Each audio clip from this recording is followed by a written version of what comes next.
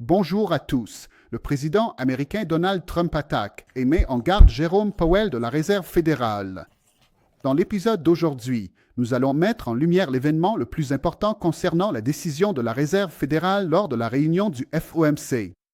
Est-ce qu'ils vont baisser les taux d'intérêt? Nous allons aussi jeter un œil à un tweet important du président Donald Trump, où il menace la Réserve fédérale et parle de l'inflation. Il parle des solutions pour l'Amérique en augmentant la production de pétrole, en équilibrant le commerce et en soutenant les industries américaines. Ça va être, je l'espère, un épisode très utile. On commence, et bien sûr, la Réserve fédérale prend une décision, puis le président Donald Trump tweet et blâme la Réserve fédérale à cause de l'inflation. Je suis tout à fait d'accord avec lui. L'inflation a augmenté ces 3 derniers mois et la responsabilité est directement dirigée vers la Réserve fédérale par le président Donald Trump.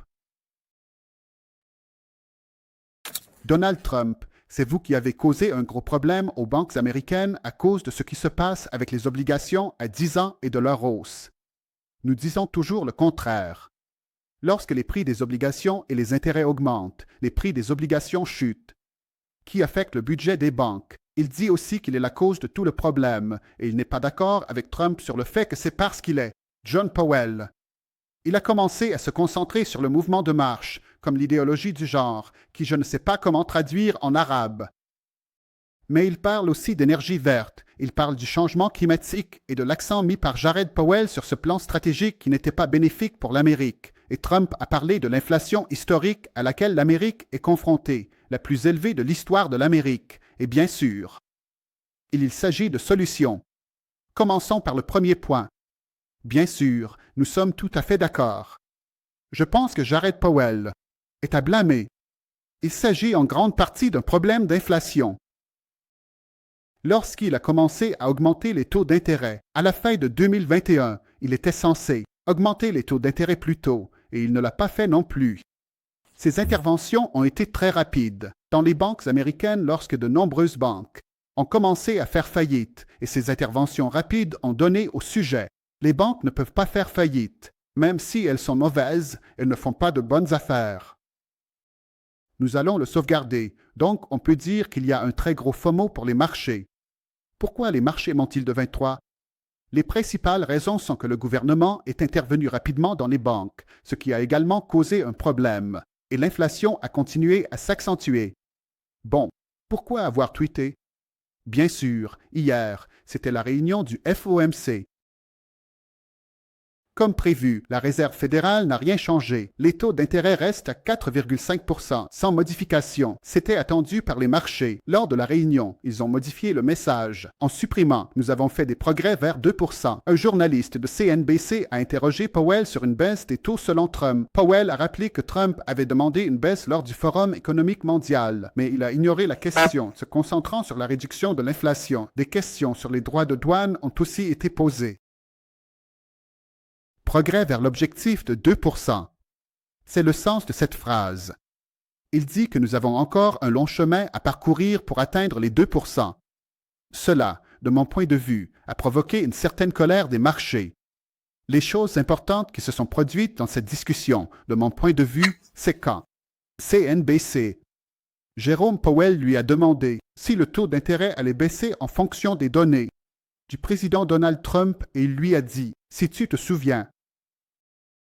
Lors de la réunion du Forum économique mondial, le président Trump a pris la parole et a demandé à Jérôme Powell de commencer à réduire les taux d'intérêt. Bien sûr, Powell a ignoré cette question et a déclaré « En fin de compte, je veux dire que j'ai la tête baissée. Je fais mon travail. Et nous essayons de réduire l'inflation, et l'inflation est également élevée. » Ils ont posé des questions, par exemple sur la question des droits de douane. Cela aura-t-il un impact sur l'inflation? Il a dit « Je ne veux pas me mêler de politique ».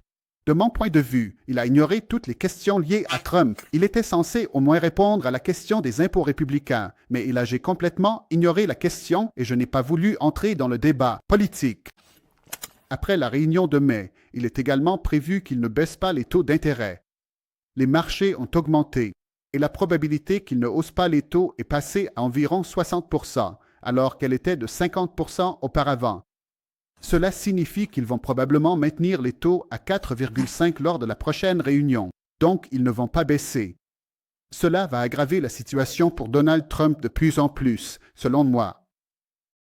Donald Trump est de plus en plus dans mon opinion.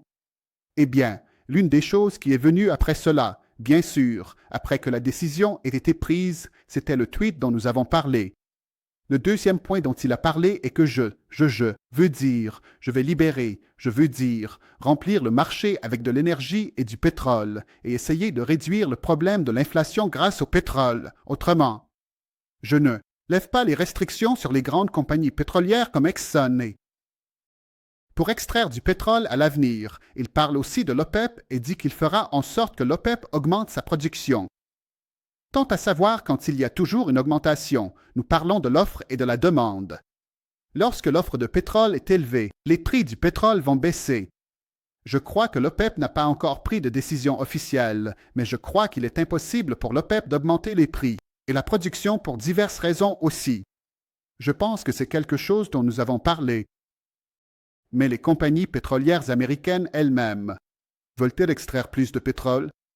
Aujourd'hui, l'Amérique a une production pétrolière de 13,5 millions de barils de pétrole, et il est important que pour extraire du pétrole du sous-sol, il faille d'abord extraire du pétrole. Il faut un coût du pétrole proche du point d'équilibre entre prix et profit. 65 $. Aujourd'hui, le WTI brut est à 72. Donc, pour que ces compagnies pétrolières fassent de l'argent, il leur faut un prix du pétrole d'au moins 75 à 80 $ pour réaliser des bénéfices. On parle d'un seuil de rentabilité de 65 $. Alors, sur quelle base ces compagnies pétrolières voudraient-elles extraire du pétrole dans ces conditions? Si les prix du pétrole étaient à 100 $, je te dirais d'accord, c'est possible, mais là, les prix sont juste à la limite. Par exemple, le seuil de rentabilité pour l'Arabie saoudite est de 10 $. Regarde la grande différence entre 65 et 10. C'est pourquoi je pense qu'il y aura de gros défis pour le président pour convaincre les compagnies pétrolières d'extraire du pétrole dans des conditions de prix que je pourrais qualifier d'équilibrées jusqu'à présent. Un deuxième point qui est évoqué est celui du déséquilibre commercial. Nous disons toujours que le commerce américain a récemment connu un déficit très grave et nous disons toujours que nous comparons l'entreprise au gouvernement. Je veux dire, si l'entreprise dépense toujours plus que ce qu'il gagne, que t'arrive-t-il? Vous avez des pertes de revenus nets, et ces pertes continuent. Que se passe-t-il? Le pays fait faillite. L'Amérique, bien sûr.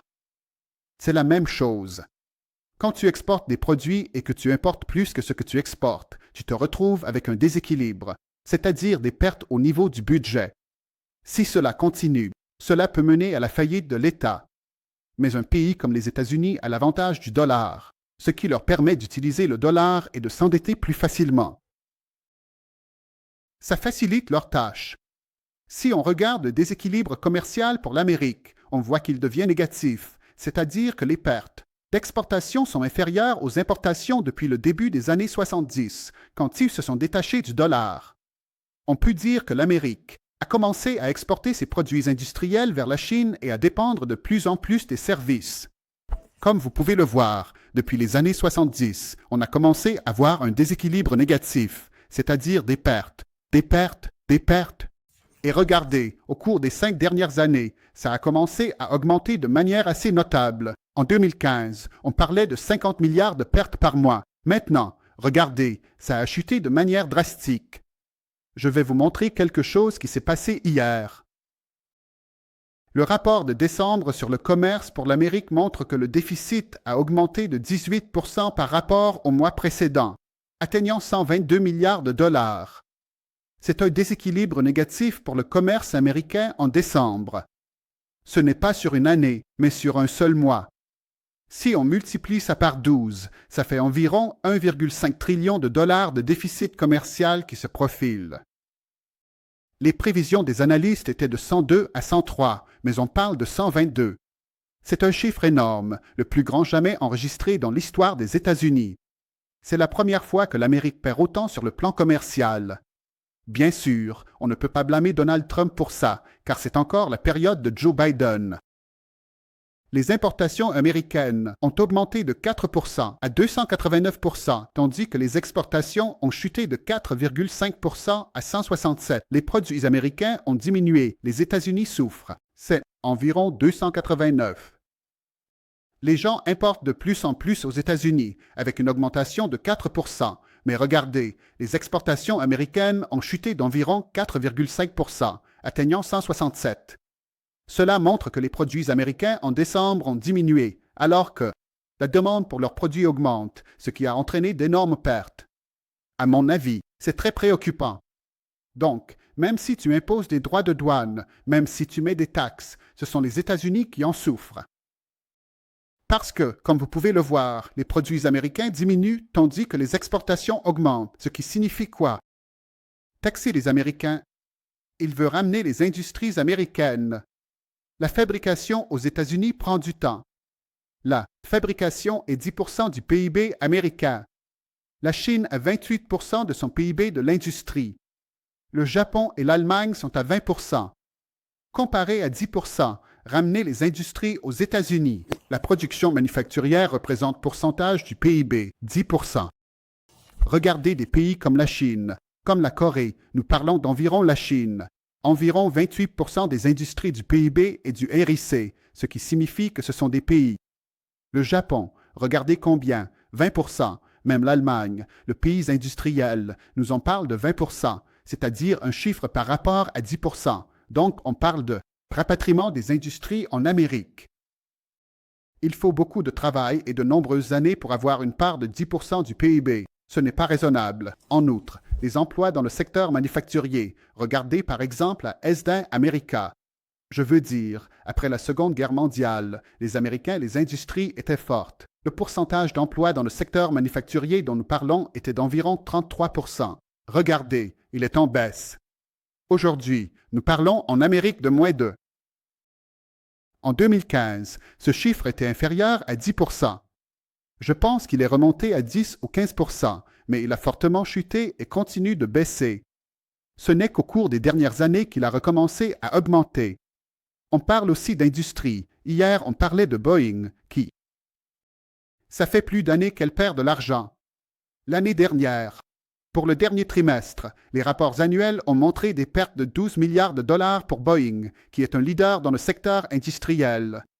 On a aussi vu que General Motors a également subi des pertes.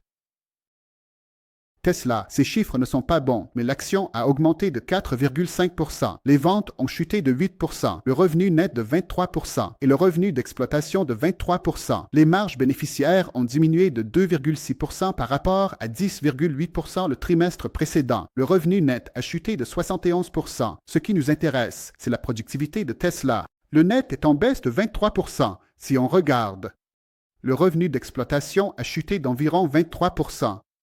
Si on regarde les marges bénéficiaires de Tesla, elles ont baissé de 2,6% par rapport à 10,8% le trimestre précédent.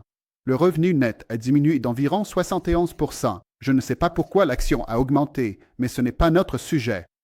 Ce qui nous intéresse, c'est la productivité de Tesla. La productivité de Tesla pour l'année 2024 est prévue à 107 millions et 770 voitures. Mais je vais aussi vous montrer un point très important concernant les industries en Amérique. Si on regarde, par exemple, le principal fabricant, chez Tesla, qui est considéré comme peut-être entreprise leader actuellement dans le secteur en Amérique, la Californie produit environ 650 de ces appareils, tandis que les deux usines de Berlin en produisent 375 et le Texas 250. 75 au Texas, ils produisent 250. Mais regardez Shanghai, où ils produisent presque 950 000 voitures. C'est l'usine principale de Tesla. Cela montre aussi que même les entreprises leaders, qui sont à un stade fort et distinctif, ont la majorité de leur production en Chine. Donc, pour renverser la tendance, de cette manière, ça demande du temps et beaucoup d'investissement. Et une infrastructure avec une main-d'œuvre bon marché, il y a beaucoup de choses et d'exigences. Pourquoi, selon toi, ils produisent à Shanghai? Ce chiffre énorme, c'est parce que, de leur point de vue, c'est plus rentable. Peut-être que la technologie est meilleure, même les robots. À mon avis, les robots qui sortent de là dépendent beaucoup de la Chine. On a vu les robots. Les robots qui ont été présentés en Chine ces derniers jours. Bien sûr, il faut rappeler aux gens qu'il y a une guerre commerciale et technologique intense entre les États-Unis et la Chine. On a vu dans le secteur de l'intelligence artificielle et aussi dans le domaine des robots, il y a quelques jours, lors d'un événement, des robots chinois ont été comparés à ceux d'Elon Musk. Regardez la grande différence entre les deux technologies. Il y a aussi beaucoup de domaines, notamment dans l'intelligence artificielle, où on a parlé de DeepMind, et aussi d'Alibaba qui a sorti des nouveautés aujourd'hui. Le sujet de ce qui se passe dans le secteur industriel, dans le domaine de l'intelligence artificielle et de la technologie, continue de croître de manière significative. Laissez-moi vous donner un aperçu rapide de ce qui se passe entre les deux pays, entre les industries et les marchés fédéraux. À mon avis, il est très important de rappeler aux gens que l'investissement est crucial. Il est très important d'avoir des investissements aux États-Unis et à mon avis, les investissements en Chine sont également cruciaux parce qu'en fin de compte, si les États-Unis s'effondrent, la Chine en sera la bénéficiaire et vice-versa. J'espère que vous avez trouvé l'épisode d'aujourd'hui utile. Merci et à la prochaine.